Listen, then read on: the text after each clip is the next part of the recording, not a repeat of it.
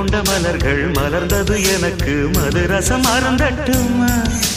விடுகின்ற வரையில் முடிகின்ற வரையில் கவிதைகள் எழுதட்டுமா முத்தம் என்ற கடலில் முத்து குளிப்போமா அழகு